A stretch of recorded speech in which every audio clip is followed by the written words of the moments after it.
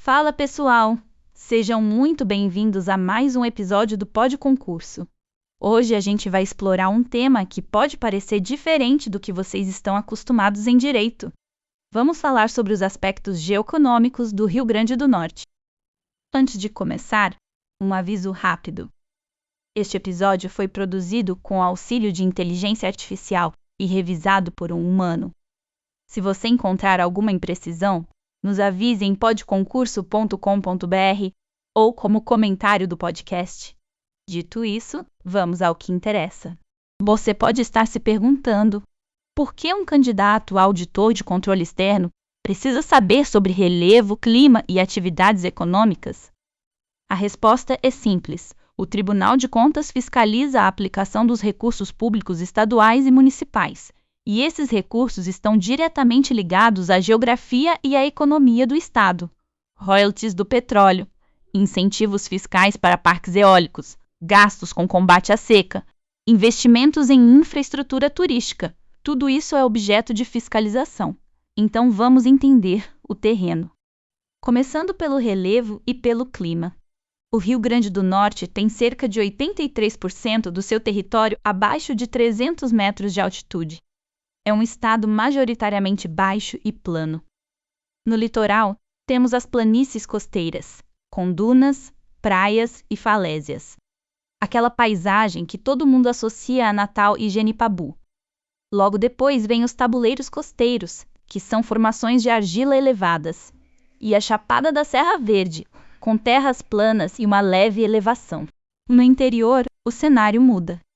Temos o Planalto da Borborema, que se estende por Paraíba e Pernambuco também. Depois dele, a Depressão Sertaneja, uma paisagem de relevo suave e ondulado.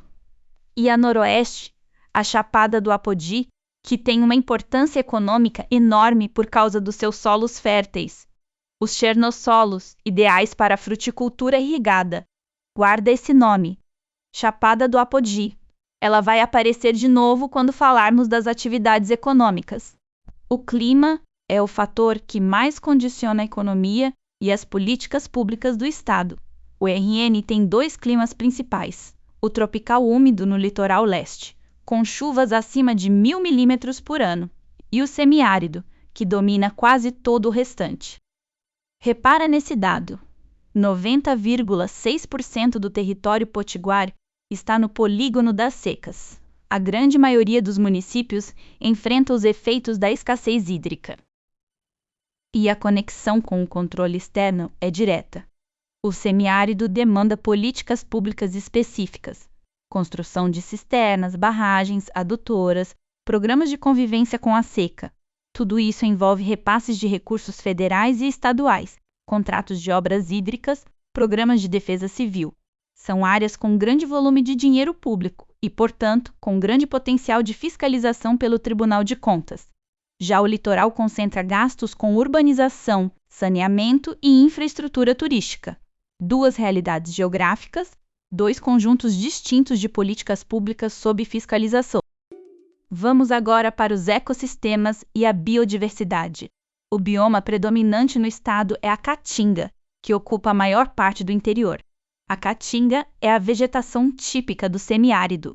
Arbustos retorcidos, cactos, espécies adaptadas a longos períodos sem chuva. Mas não é um bioma pobre. Ela abriga espécies endêmicas como o gato-maracajá, o mocó e diversas aves que só existem ali. No litoral, temos os manguezais nos estuários dos rios, ecossistemas costeiros que servem como berçário para peixes e crustáceos. A Mata Atlântica, bastante desmatada, ainda resiste em trechos do litoral oriental. E temos dunas, restingas e pequenos trechos de cerrado. O estado possui unidades de conservação federais, estaduais e particulares, geridas com apoio do IDEMA, o órgão ambiental estadual. Para o controle externo, a questão ambiental importa muito. Há projetos de irrigação que avançam sobre áreas de caatinga. Há licenciamento ambiental para parques eólicos e solares, para fazendas de cassinocultura. O TCE pode avaliar se as compensações ambientais dos contratos estão sendo cumpridas, se os órgãos ambientais estaduais estão atuando com eficiência e se os recursos destinados a políticas ambientais estão sendo bem aplicados. A fiscalização ambiental é cada vez mais presente na agenda dos tribunais de contas. Passando para a população e urbanização. Segundo estimativa do IBGE de 2024, o RN tem cerca de 3.446.000 habitantes. A capital natal lidera com aproximadamente 785.000. Depois vem Mossoró, com 278.000, Parnamirim, com 269.000, e São Gonçalo do Amarante, com 123.000. Repara que Natal, Parnamirim e São Gonçalo formam praticamente uma mancha urbana contínua, a região metropolitana. Esse processo de conurbação gera desafios enormes: transporte público, saneamento básico, gestão de resíduos, habitação. São áreas com gasto público muito concentrado e frequentes auditorias de desempenho. No interior, a realidade é outra. Muitos dos 167 municípios têm populações bem pequenas, alguns abaixo de 3.000 habitantes. Esses municípios dependem fortemente do FPM e de repasses estaduais. A capacidade administrativa é limitada, o que torna o controle externo ainda mais relevante. O TCE fiscaliza todos os 167 municípios, verificando se os recursos de saúde, educação e saneamento chegam à população de forma efetiva. Agora vamos para o bloco mais extenso e possivelmente mais cobrado: as atividades econômicas do Rio Grande do Norte. E aqui a gente vai entender por que cada setor tem relação direta com o controle externo. Vamos começar pelo sal marinho. O RN é o maior produtor de sal marinho do Brasil, respondendo por mais de 95% de toda a produção nacional. Praticamente todo o sal marinho consumido no país vem daqui. A produção se concentra no litoral norte, a chamada Costa Branca, entre Macau, Mossoró, Areia Branca e Galinhos. As condições são ideais: clima semiárido, alta evaporação, ventos constantes e solos impermeáveis nas planícies fluviomarinhas. A atividade gera cerca de 15.000 empregos diretos e 50.000 indiretos, e contribui com 3,5% do PIB estadual. Para o controle externo, importam os incentivos fiscais ao setor, o licenciamento ambiental das salinas, que ocupam áreas costeiras sensíveis, e a arrecadação municipal de ICMS sobre o sal. Macau e Mossoró juntas respondem por mais de 60% da produção salineira nacional. Agora, o petróleo e o gás natural. Este é um dos tópicos mais relevantes para quem vai prestar concurso para o TCE. O Rio Grande do Norte é historicamente o maior produtor de petróleo em terra do Brasil. Em agosto de 2025, a produção alcançou média de 39.000 barris por dia. As duas principais operadoras são a PetroRecôncavo e a Brava, que juntas respondem por 98% da produção terrestre. Mas o grande tema é a questão dos royalties. Em 2024, o RN recebeu 564,6 milhões de reais em royalties. No primeiro trimestre de 2025, os repasses somaram 173,9 milhões, aumento de 26% em relação ao mesmo período anterior. Desse total, 106,7 milhões foram para os municípios e 67,2 milhões para o Estado. Presta atenção nesse mecanismo. Os royalties são calculados com base em 3 fatores: a alíquota do campo, que varia entre 5% e 15%, o volume produzido e o preço de referência do período. Isso significa que a arrecadação oscila conforme o preço internacional do petróleo e o câmbio. Em 2025, os repasses subiram mesmo com queda na produção, porque o dólar valorizou e o preço do barril se manteve alto. São 98 municípios potiguares que recebem royalties. Para o auditor, a fiscalização dos royalties é tema central. O TCE verifica se os municípios aplicam corretamente esses recursos, se há transparência na prestação de contas e se os critérios de rateio da ANP, a Agência Nacional do Petróleo, são respeitados. O setor de petróleo e gás representa cerca de 24% do PIB industrial do estado.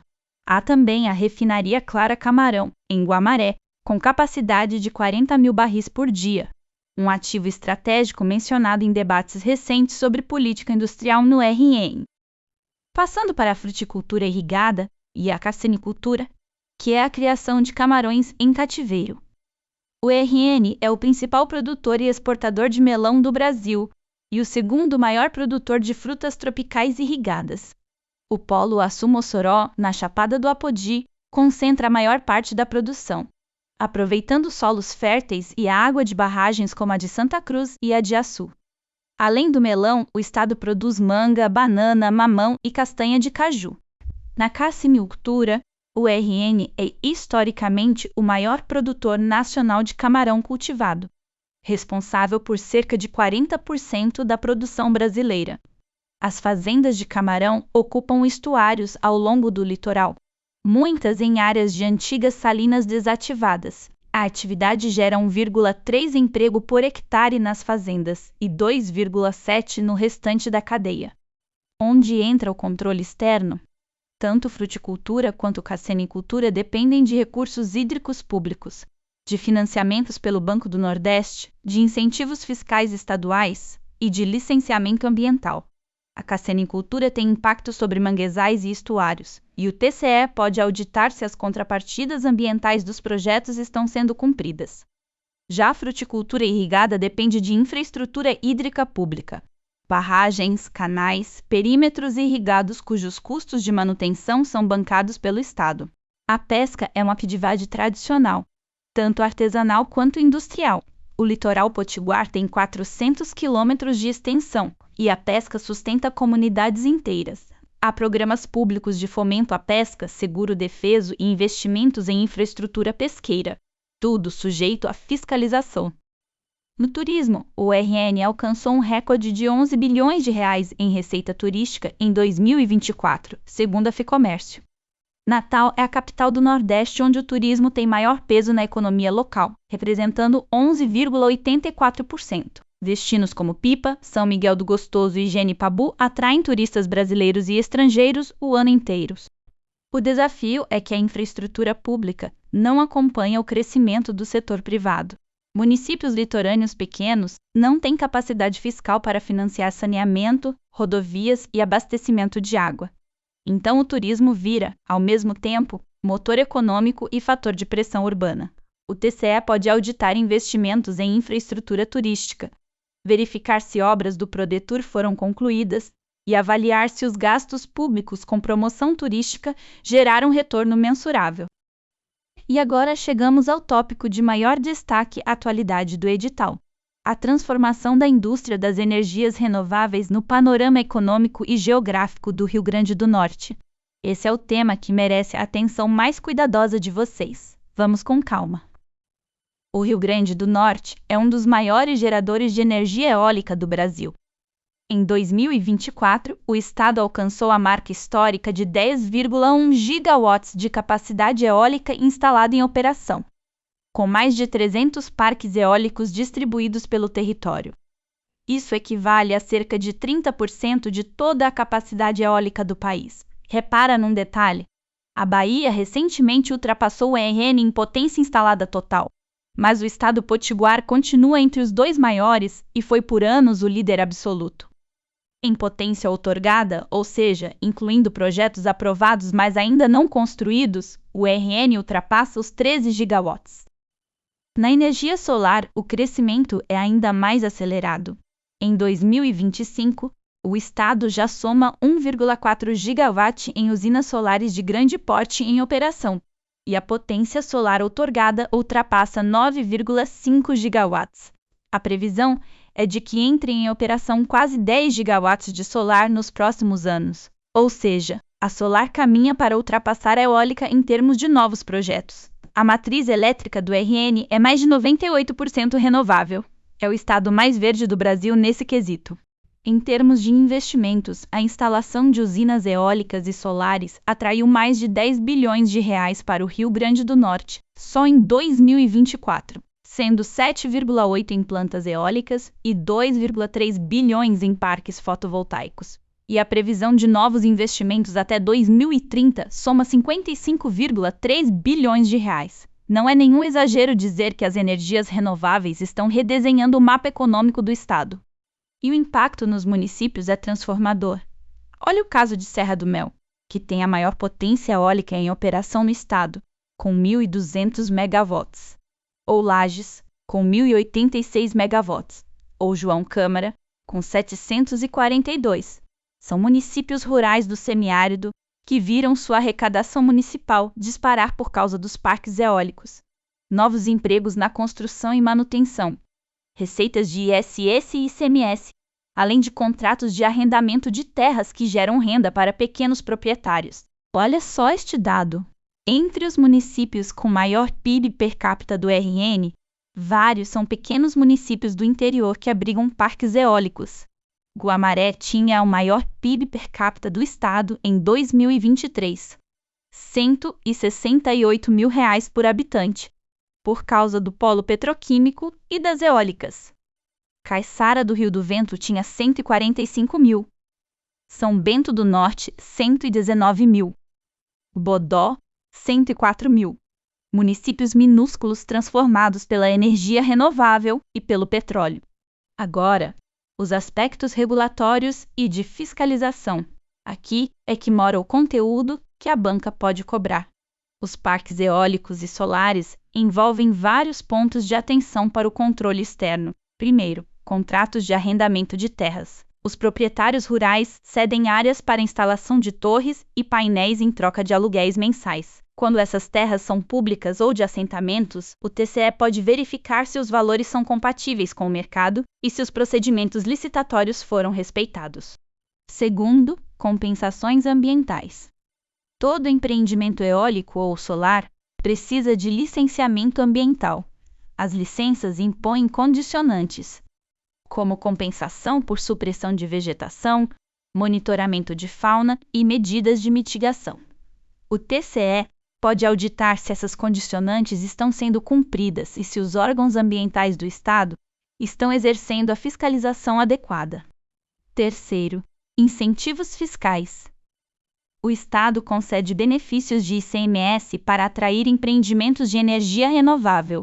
Existe também a questão do Imposto Municipal sobre Serviços, que incide na construção dos parques. O TCE pode avaliar se esses incentivos estão gerando o retorno esperado, se as contrapartidas prometidas pelas empresas estão sendo cumpridas e se a renúncia de receita está dentro dos limites legais. Quarto ponto: os leilões de energia. A energia gerada é comercializada nos leilões regulados pela ANEEL. Os contratos firmados nesses leilões definem preços, prazos e condições de entrega.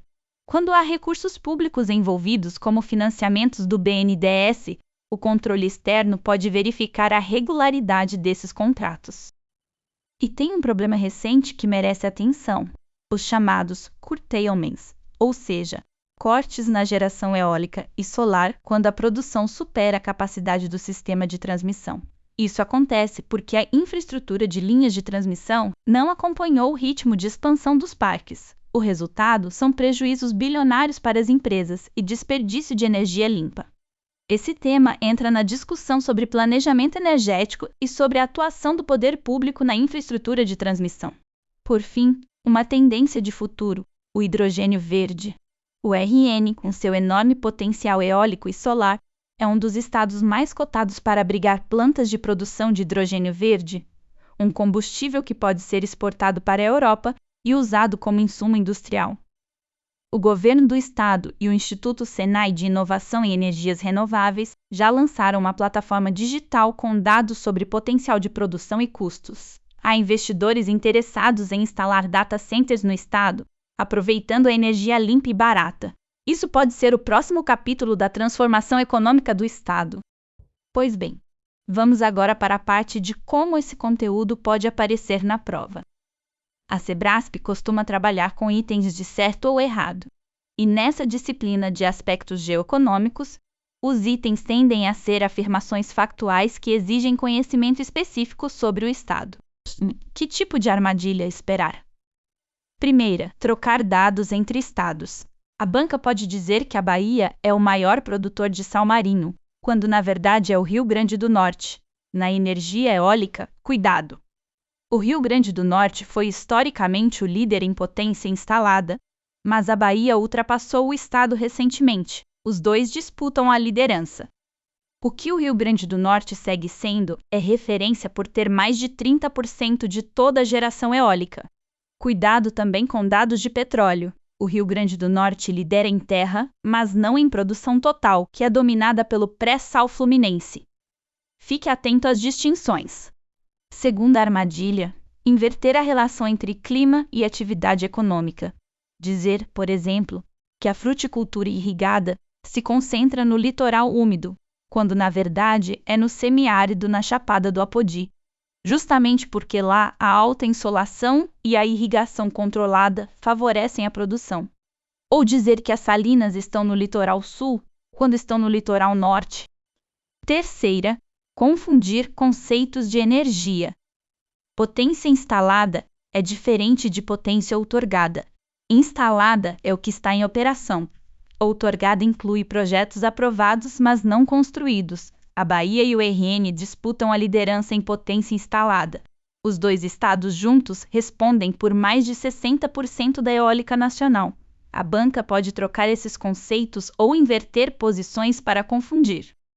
E quarta, não conectar a geoeconomia ao controle externo. Numa prova para auditor do TCE, a banca pode trazer questões que exigem entender não só o fato geográfico, mas sua relação com fiscalização. Tipo, qual a relevância dos royalties do petróleo para os municípios potiguares? Qual o papel do TCE na auditoria de incentivos fiscais concedidos a parques eólicos? Esse é o diferencial dessa prova em relação a uma prova de geografia genérica. Vamos recapitular os pontos-chave. O RN tem mais de 90% do território no semiárido, o que condiciona toda a política hídrica e de combate à seca. É líder nacional em sal marinho, com mais de 95% da produção. Maior produtor de petróleo em terra, com royalties que ultrapassam 500 milhões de reais por ano. E um dos dois maiores geradores de energia eólica do Brasil, com mais de 10 gigawatts em operação. A fruticultura irrigada e a cassinicultura são atividades de destaque no polo Açu-Mossoró e no litoral. O turismo movimentou 11 bilhões de reais em 2024. E as energias renováveis estão transformando municípios rurais do semiárido, com previsão de 55 bilhões de reais em novos investimentos até 2030. Tudo isso se conecta ao controle externo. Royalties, incentivos fiscais, licenciamento ambiental, contratos de concessão, obras de infraestrutura, políticas de combate à seca. O auditor do TCE precisa entender o território que irá fiscalizar. Acesse podconcurso.com.br para mais conteúdo como esse. Até a próxima!